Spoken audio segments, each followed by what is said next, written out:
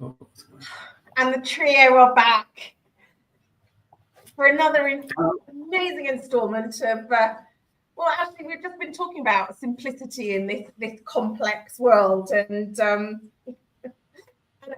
where to start. Well, actually, ironically, I ran a poll on Monday. I don't know, on Tuesday it was, because of course we missed Monday because that was bank holiday. And it was really, really interesting about what gets in the way of creating simplicity. And the options I gave were guilt, pressure, habit, or other. And actually, pressure, habit, and other pretty much were, joint number one, with guilt being, a sort of a number two at sort of half that. But I guess, I don't know, where to start? Simplicity. What stops us creating simplicity in our lives? It's such a massive subject, isn't it? And I know, exactly. For me, right, where I would start with this is, why do we insist on making everything so flipping complicated? There's number one. And because we think it's clever.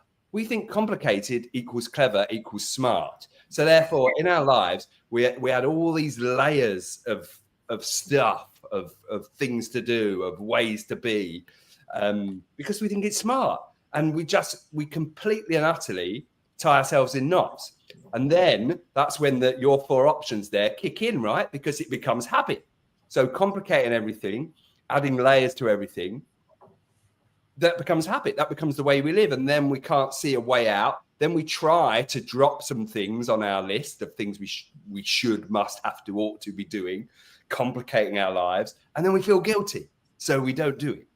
And that complication, that doesn't give us clarity. We can't see the wood for the trees. And we can't, until we take the time to stop, pause and reflect and go, right, what do I really care about? Not what do I think other people expect me to care about? Not what I think I should be doing, must be doing. What do I really care about? What's going to move the needle forward on my life, in my business, in my relationships? Because actually it's the 80-20 thing, right? And it's 20% of what we do that makes the difference. And that 80% is the complication. But until we make the time or carve out the time or just stop, we just carry on habitually doing these things and feeling guilty if we don't.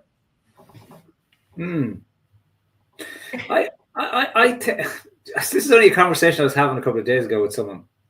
And I think one of the reasons why our life is so complex is because we're not designed for the modern world. We're not built for it.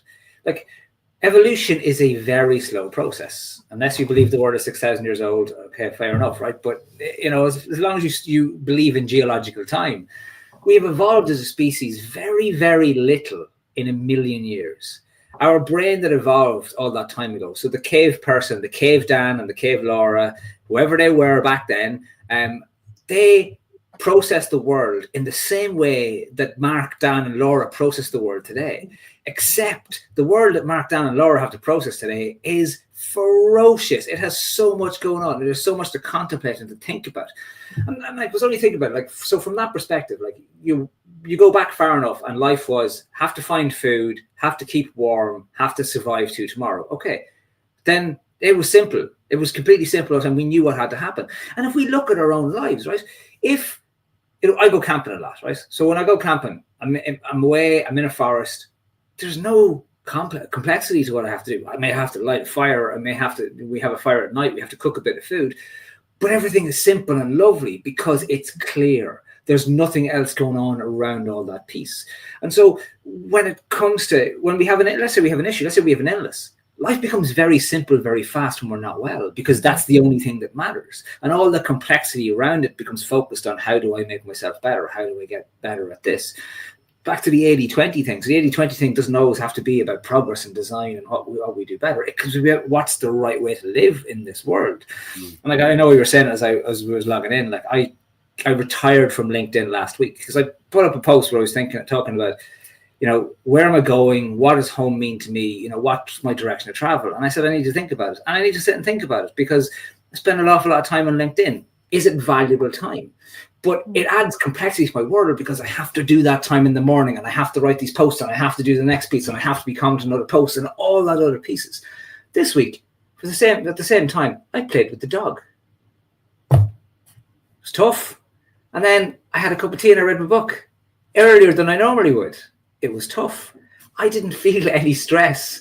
There was no complexity around what I was doing because I simplified it down to what actually gave me the most value at that period in time.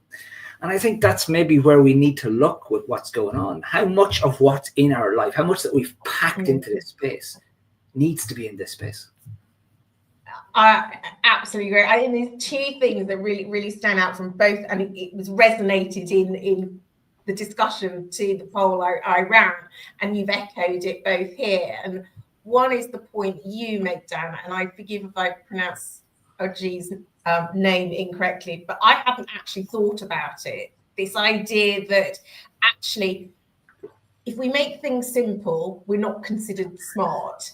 Make it complex, and suddenly we're seen as smart, and people buy into it, which I'd not really thought of. And I think that's a really key thing that I hadn't observed until you said it, or you had said it as well. And then the other point that you make, Mark, here, and this was something that Carol mentioned in point, is it's our relation to the world, or our relationship to the way that the world is going around us. So, i.e. that the world is always going to spin, whatever pace it's going to spin, it will have its level of complexity, but it's our relationship to that world and what matters most in that moment. And I think that's really true. I think too many are drawn into the noise of the complexity for part of the reasons that you've shared, down the guilt and all the rest of it. And I often describe, in fact, I described it quite recently, as it's a bit like being in the dinghy on the high seas, and you're roped onto a whole series of other dinghies, which are all the moving parts of life. And the sea is going up and down, and the storms are up there, and you can't do anything about the storms, and you can't do anything about the sea. But the one thing you can do is actually, throw an anchor over the side for your dinghy to ground it in what, you both shared this, in what matters most to you. So then actually, when all of those other dinghies are pulling in the directions which they inevitably will, actually you are still grounded. And that, I think, is the challenge that so many have, is they're not grounded in themselves in order to be able to create that simplicity. So therefore it's too easy to get drawn into the dimensions of the other dinghies, of the complexity, the noise. And I don't know, I think it's your point, Mark, what matters most in that moment for ourselves. And you said you played with the dog, you started reading your book, and well, you didn't say a time, but earlier than you would have done, rather than getting drawn into the noise of LinkedIn and sort of the whole hustle of that conversation. But that's you said it's tough, it's hard to do, and yet we have to, if we want to be able to move forward on our own path.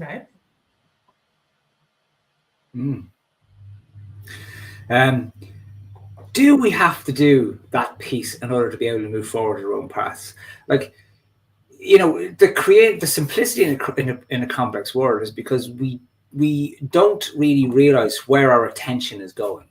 And so where our attention goes, our energy flows. And like a thing that I've been thinking about this week is like, what are all the things I give my time and my capacity? Because that's what I'm given to it. What are all these things that I give my time and my capacity to? And a lot of them are habitual. Some of them are addictive. I like to exercise a lot. I might be training in the gym for an hour. I go for a walk for an hour a day, right? Is that a good use of all the time I have in the day? Yes, from an exercise perspective, is it a good use of the time? I have to spend time with my kids. I make sure I make the dinner, and I have lunch, and I like to read, but I have to meet clients, and I have to do administration work, and I have to try and find clients, and I have to do LinkedIn, and then I have to make sure I ring my mother. She's not well. I sometimes have to visit her quite a lot. And then there's all the other things that I have to do, right? And notice how many times I said the word have right there. Mm-hmm. How many times did I say I have to? And because every one of those haves is another notch, another bit of pressure I'm putting on myself. And I'm attached to all of those. That's the thing. That's my challenge, is that they're all attachments for me. I'm invested in these pieces. But what's the return on those particular investments for me is the truth that it's actually giving me back this value that I really need. Is it really adding to my overall scope of my life? Like what is a simple life? What really is it? Is it a life of ease? Is it a life of joy? A friend of mine said something very interesting to me recently. He was offered a job paying nearly twice as much as he was getting paid.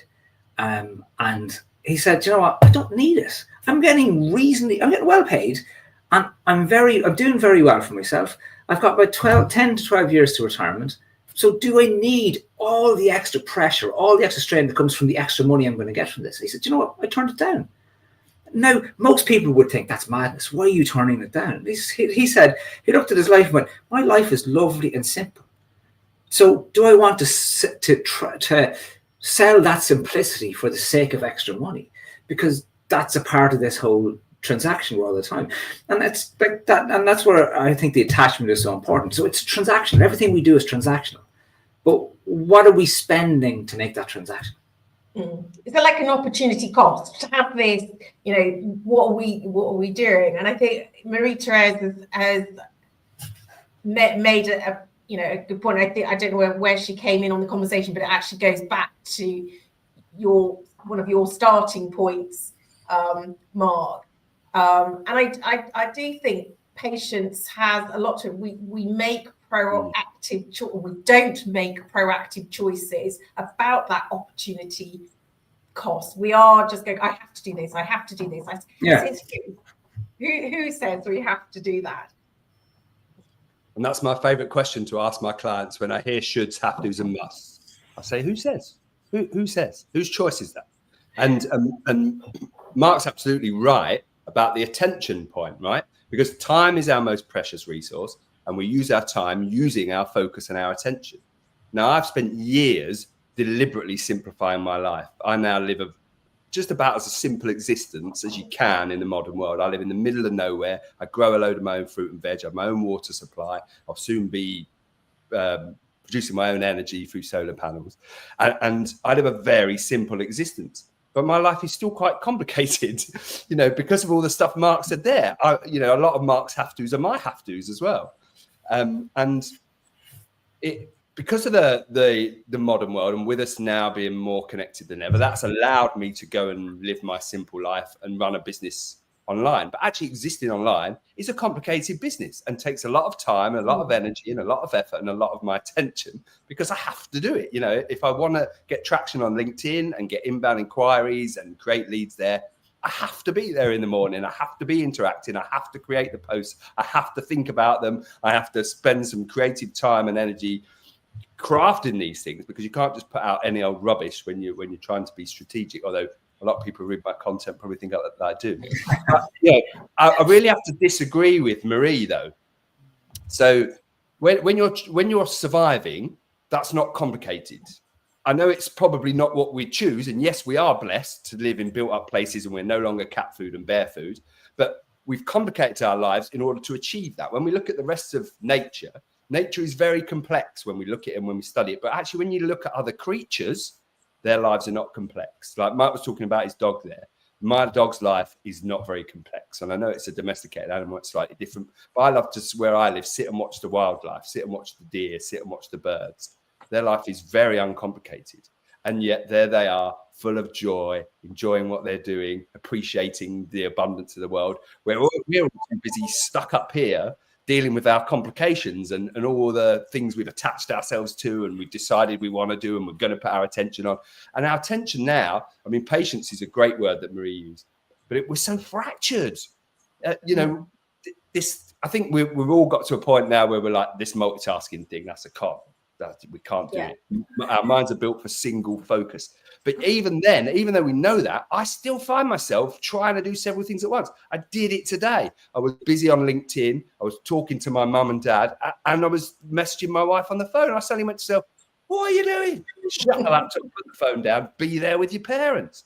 But it's even when you're somebody like me who's deliberately trying to live an uncomplicated life, there's just these things calling to you all the time. Bing, boom, look at me, read this. all this sort of stuff. And it, you know, it's even if you're really self-aware and you've worked on it, it's so hard not to get drawn into it. Mm. And I think that's the thing, you know, and I think it's, and I'm going back to a word that you used, Dan, and it was again brought up in the discussion on the comments, and I'm wondering, is it because it's hard? Yes, because there is a lot of noise and there's a lot of competing demands, and we feel we have to. But is there an element, and to use the word addiction, that actually we almost need that kind of pull in order to feel that, you know, we're adding some value, that we're useful? Because at the end of the day, we all want to know that our lives matter, that we have some level of meaning in the world. And I guess, you know, it was a very interesting, you know, thread in the conversation, and you brought it up again. So, you know, do you think we become addicted to that? We're definitely addicted to dopamine, aren't we? Boy, we like a dopamine hit. Ding! Yeah. Oh, somebody's like my post. Oh, I've got another comment. Oh, that's validated me. Yeah. Oh, You'd wonder how these companies figure that out before they put it out, before they put the likes possible on the comments, you know. But I think a lot of the thing that you're talking about there, Laura, is we're addicted to the identities we've created for ourselves. Mm. You know, the identity of being someone who's busy, the identity as being someone who has a profile on LinkedIn, who says all these profound and lovely things, but doesn't live it, you know. But hey, I'm out here, and I met an artist once, and it always struck me. She'd written this book, and it was a very small little book, and it was really deep and fabulous, and how to live a life. And it was like the story, a fairy tale, and it was just beautiful. And people used to come and meet. I knew her son, and used to say, "Oh, your mother must be wonderful." He goes, "No, she's a horrible person. She's a terrible person." He said, "But to her book," she goes, "Yeah, she wrote the book. She doesn't live the book. She just wrote the thing." And I met her, and she wasn't a very nice person. She was just a challenging and really challenging artist out there, and she lived her life to herself and to her own standards, and had her boundaries, and she protected her energy against everything else, and that was her way of doing it. But it was very interesting for how she didn't get caught in the identity of the person who wrote the book. She remained herself. And I think that identity thing is a real challenge for us, because we see the identity of others. We want to be these things, and we want to be that. And in all of this wanting, we're building the attachments that hold us to this space. And you'll know it in the coaching space, and you'll know it too, Laura. It's only when we let go of some of those attachments and realize that they're not really who we are, that we create the simplicity. I often say to clients, they'll tell me about everything going on in the world. And I will say to them, okay, before we start, you know, putting anything into that, we have to step back out of it first. We can't add to what's already too complex, because what we're going to be then, except completely overwhelmed and overburdened. So we need to come back a little bit, and then we start to add what we need, what works, and what serves us, and what actually uses our energy in the best way. And I think that's it. You know, it's, you know, all I can think of is that, you know, how much, you know, we place our value on that identity and being, you know, busy, and how are we afraid of the quiet? Do you think? We're certainly afraid of being with our thoughts, aren't we? A lot of us. I know I used to be. That's why I was super busy, because I didn't want to know what was going on here. I didn't want to have to deal with how I really felt. I didn't want to have to face the fact I had chronic anxiety and insomnia, and I was on a path to exploding. So the last thing I wanted was to sit quietly with myself. And a lot of the guys who come to me are in exactly the same place, but they've got to the point where they know that's what they need to do. They know they've got to start stripping things back, but they just don't know how to do it themselves. So they come and speak to somebody like me, and that, you know, they've probably seen me talk about how I live my life or my coaching process, and they're like, "Dan, before my whole life just collapses around my ears, I need somebody to shine the light on it. I need someone to help me see what's going on here. Look at the stuff that I really am avoiding looking at." And you know, that story that we tell ourselves. I remember when in my previous career, I'd created this wonderful identity of this amazing high-flying director and producer working in sport, and I used to love performing that to people, and I used to get an amazing reaction, and boy was it validating and great approval. And then of course years down the line I've turned a bit of my attention inwards, and I'm like, well, why do I need validation approval from anybody else? What am I chasing here? What am I looking for? Because I'm just setting myself up for disappointment all the time. And then whenever you get it, you get that little dopamine hit, but as we all know, dopamine just goes. And then we need more, and we need more, and we need more. And this is why then we keep adding more complexity and getting on more social media channels and doing more online and adding more to our lives, more ways to get validation, to get approval, to create that brand and that story about ourselves. And then suddenly we go, oh, actually, who am I again? So which one of these masks that I wear every day am I? So what do I really care about? What's it all about? And everything's just so complicated, and it's just so easy to not stop. And there's always something to do, isn't there? There's always somewhere to be. There's always something that we can put our attention on. We're never bored these days, are we? So we don't sit and quietly contemplate and go, do I really need to be doing that? Is that really worth my time? And like doing what Mark's done and just unplugging from LinkedIn is such a powerful thing to do in the modern world, because I'm sure, like me and like you, Laura, Mark felt like that presence on LinkedIn was key to his business and key to creating clients and key to creating his visibility. So how brave it is to go, do you know what? I'm going to just take a break. I'm just going to pull it back for a bit and see what happens. Because what's the worst that can happen? And there's so much of that, because it is that's the space that I exist in. And I have put so much time and effort into something. I used to do 7 days a week on it. And then I was like, what am I doing on this on a Sunday? What am I doing? So then Sunday became no way. And Saturday become first thing Saturday morning, I'll have a post and I'll comment people. And that's it. That's my rule. It became that. And it's just the more it's seeped into my own world. And Anthony has a comment there about it sounds like getting clean, going on the addictive part. Become addicted to the social media thing. We become addicted to that profile. But there's something else. Just as you mentioned there, Laura, you mentioned about being afraid of the quiet, right? And I had actually just written one word down in this piece of paper in front of me. I just wrote down the word silence. Because I've done 1 or 2 silent calls with a guy called Mark McCartney. He's on LinkedIn. I don't know if you're connected with him. And he does a podcast called What is a Good Life? It's a brilliant podcast. His silent call is, you come on the call and he sends you the instructions, the rules beforehand. No one speaks for 10 minutes. And then he'll have a prompt. There'll be a chat for 10 minutes. Then it'll be silence for 10 minutes. And then there'll be another prompt, chat for 10 minutes, silence, call ends. So you have all this silence in the call. And it is profound. He did a separate test one only recently where it was just half an hour. And it was complete silence, except you could speak once. You could say one thing, whatever it was. That was your choice. Once you spoke, you couldn't speak again. And what it really, really demonstrated to me as I was there was like, everything was silent. This wasn't.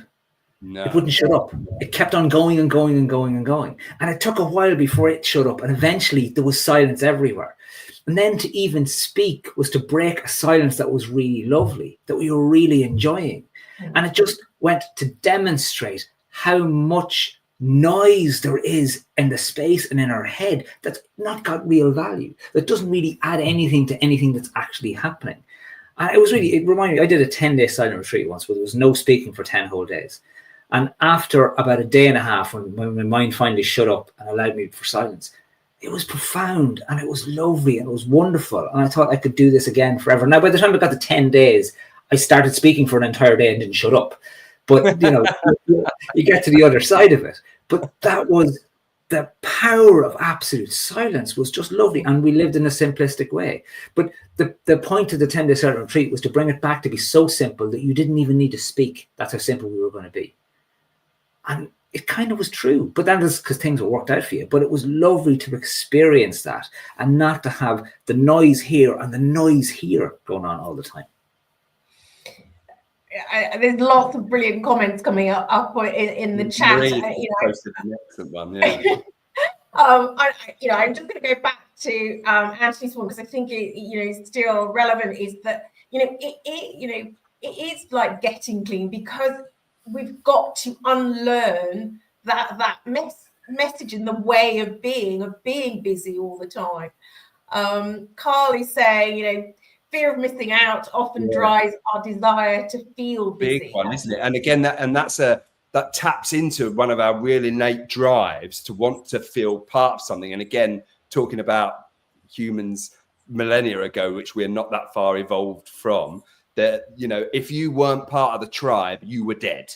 You were going to get eaten, or you're going to get killed by the other tribe. So we have a real innate drive to want to be part of tribes, to want to be included. And that's what drives fear of missing out, which is Carl's point there. So absolutely it does. And there's so much going on. We've got access to so many things. We think, oh, I really want to be part of that. Oh, I really want to do that. And then all you end up doing is never giving any of them your full attention and your full self. And I love Marie's point. I really want to comment on that, Laura, because the systems that we have, you know, talking there about innate drives, and at this point is absolutely spot on. That there's a reason why we have that system that releases dopamine, because it gets us into action. It means we get things done. It means we get things organized. So, you know, and it does make us feel good to grow your own veg and to fix the light in the bathroom and all that stuff. But as usual, and as so often in modern life, we use this inappropriately. And instead of delaying gratification, which is about the serotonin system, which is a different thing, which we don't get addicted to because it's not about receptors and we can't just keep getting hits of it. We want everything now. And I think it was Marie that said earlier, wasn't it, about patience? And that's why we don't have any patience anymore in the modern world, because we know we can have everything now. So we want it now. So we want the dopamine now. And I think, you know, and Anthony's point in my mind speaks to what Mark was talking about, that silence. You know, it's like stepping into a washing machine every single day. I often describe it to people I work with and say it's like one of those American, you know, top loader styles where, you know, somebody's trying to sit the lid onto it and there's washing everywhere. And, you know, if we're not careful, it's about to like spring open and all, you know, it's fine, we're clinging on in there and hoping for the best. But actually, you know, it's something I always find people struggle with sitting while that is going on around them. And back to your point around the silence, and being able to just sit with our own thoughts. I think a lot of people can't sit with their own thoughts either. I had a conversation. It's really hard because it's nuts. It doesn't stop. It doesn't slow down, and that's where you have to train that, don't you? Like Mark says, practice that silence. And it was, you know, I actually, you know, I will sit in silence in my house. I live on my own, so the house can be quite silent.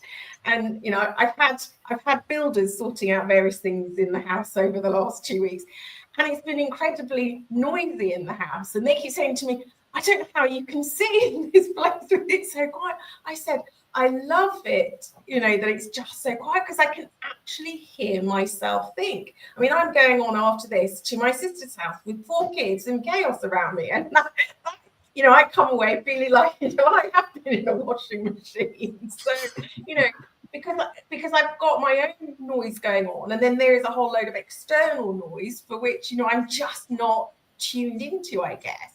But I think it's how do we find that grounding, you know, that moment where we can stand in that maelstrom of, you know, the complexity and the noise in order to create that simplicity for ourselves.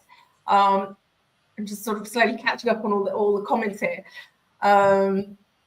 And, you know, and I think for me, it's, you know, it's finding that grounding. That's the start of creating simplicity, and it's then creating a different relationship with the noise in whatever form that is, you know, changing that relationship in a way that is meaningful for us so that we can feel grounded. Well, whatever is going on around us can carry on going on around us, but we are still making steps forward.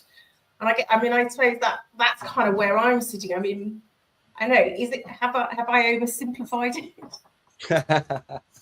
No, I think it's spot on. Right?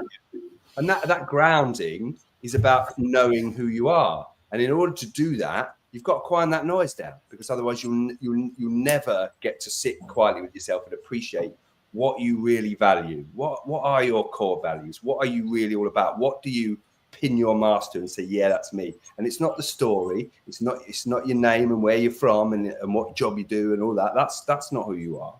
It's what you deeply care about, you know, what the things that you're passionate about, the things that light you up. And they're few and far between, and it tends to be about ways of feeling for humans. But if we don't ever just take that time to uncomplicate, to sit in silence, to allow that chatter to just come and go. There's a reason why we call it a train of thought, because like other trains, you don't have to get on. You can let the train come in and let the train go. So you have to practice that. You know, Dimitri's made a good point here. We don't spend any time in the moment, do we? We're always neurosing about the past or worrying about the future. And so we don't get to appreciate the true beauty and depth of life. And I did a post on LinkedIn the other day. I've been doing a lot of traveling up and down from Scotland to the southeast of England lately. And I noticed how busy everybody is on the train. And there was a guy I took a photo of who had 3 things on the go. He had a book, an iPad, and a phone. And he was doing it all. And I just thought, this is mad. Why do we live like this? And outside was the beautiful green rolling hills of the Scottish borders. All these lovely baby lambs and little bubbling burns. And he's like, I was thinking, mate, come on, have a look out the window. Maybe he's upgraded his processing speed down to a level that we can't cope. I know you feel. I used to get the train in when I was working back in the corporate world. I used to get the train in, and so many days I'm living at the coast, and so many days along the coast, the sun would be rising over the sea because it's on the east coast, and it was just absolutely beautiful. You'd have this golden light as if it was painted across the water coming towards the train, and I'd be just staring. I'd be reading a book, but I'd always stop and go, "Oh, this is just amazing!" Like, and I'd look around and go, "No one else is looking at it, right?" But then I often thought, is that, you know, should I be telling everyone you need to look at this, right? But they're all in their own space, and maybe maybe these people are meditating, maybe these people are in a simple space. But the thing, and I was looking at the title there, Laura, right? We've titled this "Simplicity in a Complex World." We haven't added creating, we haven't added developing. We've simply titled it "Simplicity in a Complex World." And I think the key is it's very personal for everyone. But we've lost it because we're trying to be everyone. We're all trying to be everyone, you know? Did you see that latest show on Netflix? You know, did you see what Donald Trump said? It's like you have to be tuned into that, and you have to be tuned into this, and you have to be, oh, what about your football team? How did they do? You know, something down, and I know you're a football fan as well. My dad, in his mid-40s, he used to be a Spurs fan. God help the man. He never made me one. And one day he said, he just stopped watching it. And I was like, what do you mean? You had no interest? I just can't care anymore. I just can't keep caring. Like, and I thought, I've been thinking about that a lot lately. Thinking that was a very interesting thing to do, because he looked at his life and went, you know what? My time is shorter now, and there's much better ways of me spending my time than giving it to this thing that's going to take 2 hours of my Saturday or of my during the week or whatever it is. And is that, as we evolve, as we think about this, is that how we create that simplicity? Because we start to look at, you know what, I've been in my life for 20 years, but it doesn't fit anymore, right? And I hope my wife doesn't think that about me, because that's a real problem, right? But I mean it in terms of, and the only thing she's not replacing this house, which has me worried, right? But it is that if we're true and honest with ourselves, you know, it's easier to continue supporting the team, because then you can go into work, or you can go and you go, hey, what about the team? Yeah, and chalk away about it. Like, but you know what? God, I don't know if I actually care. And maybe if you don't care, and if that isn't there in it, like, well, what do you care about? What is there to care about? And as I said to a fellow the other day, I was working with a new client, and he was trying to talk about the things he was interested in. I said, okay, what gives you joy? And he went, joy? He said, I don't know.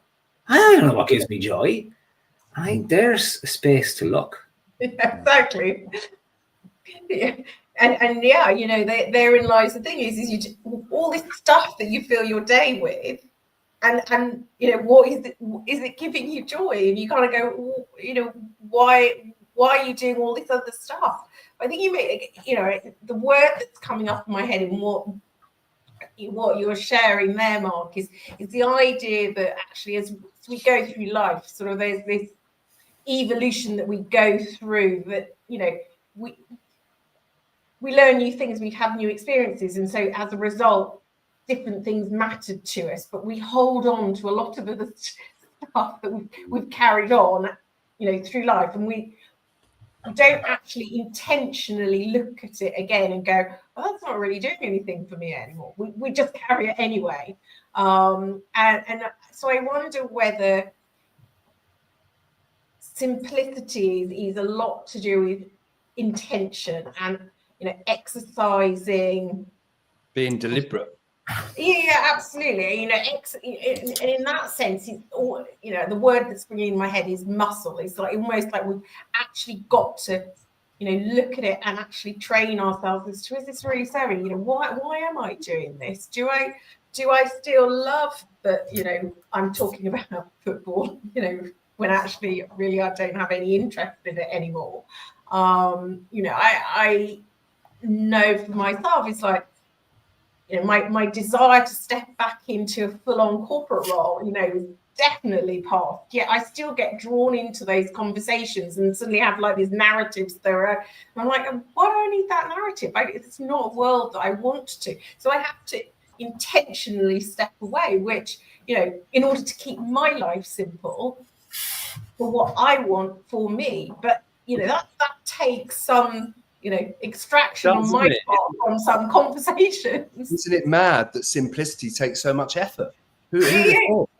But yet in the modern world, it really does. It takes a lot of intention. It takes some discipline. It takes a bit of commitment. It takes a bit of time of looking at everything you do in your life. It's happened to my dad recently. So my dad's not been well and he's had surgery and he had cancer. And thankfully now he's over that and he's recovering.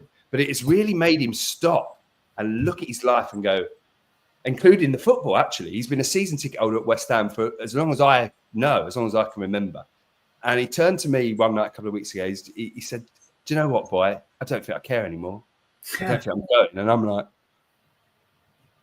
and he's serious. And he keeps telling everyone and nobody believes him. But he is serious. He's looked at it. He's looked at the time he spends, the money he spends. And he thinks, what do I get out of it?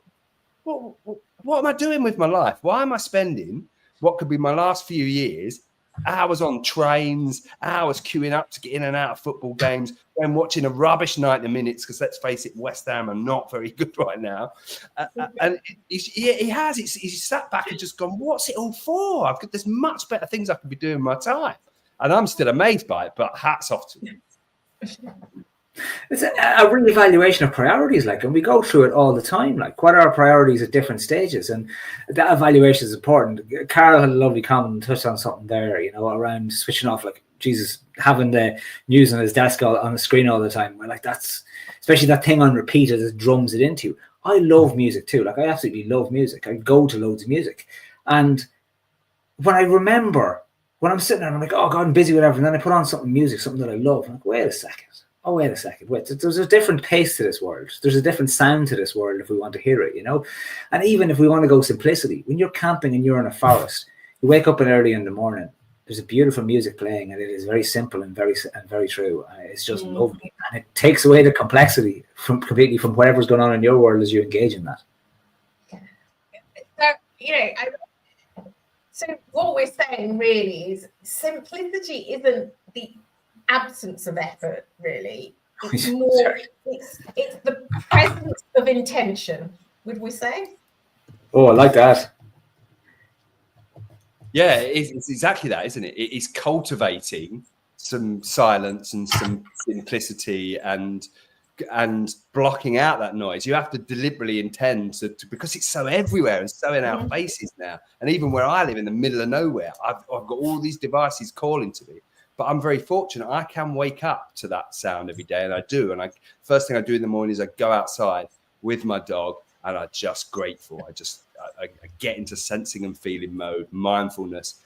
There isn't any chatter up here. The minute any chatter starts, I start affirmations because I don't want it. I'm not interested in what I'm doing today, what I'm having for dinner, what client calls I've got at that point. Time. I'm just not. I want to listen to the birds. I want to feel the wind on my face. I want to look out for the deer. I want to see the lambs all gathering up in groups and running around and being nuts. That's where I want to be, and that's beautiful, and it's simple, and it's joyful. Mark mentioned joy. For me, that's joy, and again, Joy, we have to be deliberate about it because there's so much that takes our attention away from what brings us joy. And the simpler we can make things and the quieter we can make things, but it's intentional and it's deliberate, because if we're not intentional and deliberate, we'll just get caught up in the complexity of the world. I think you're absolutely right. The intentionality thing is crucial, because I live, as you know, in the centre of town, so I do not live in the middle of nowhere.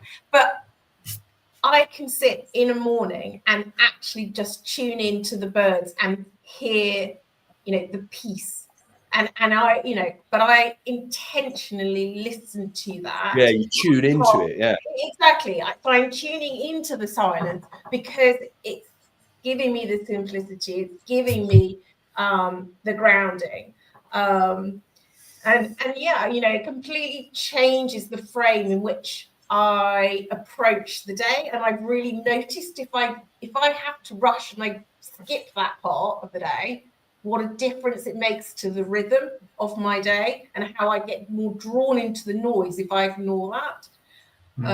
I think it's really key. So I'm very conscious that we're coming to a close. So final thoughts on simplicity, Mark. What would you share? Well, I like what you're saying there, Laura. And my daily practice, the first thing I do most days will be qigong on my bare feet in the garden. And you're hearing the birds sing as the sun is coming into the day. But I'm often reminded from a simplicity perspective, because we mentioned nature a few times there, right? And nature, and even if we go back to that the Stone Age comparison we did at the very start, right? And the simplicity in it, because it's intentional all the time. It's always intentional. Despite the complexity, it's intentional.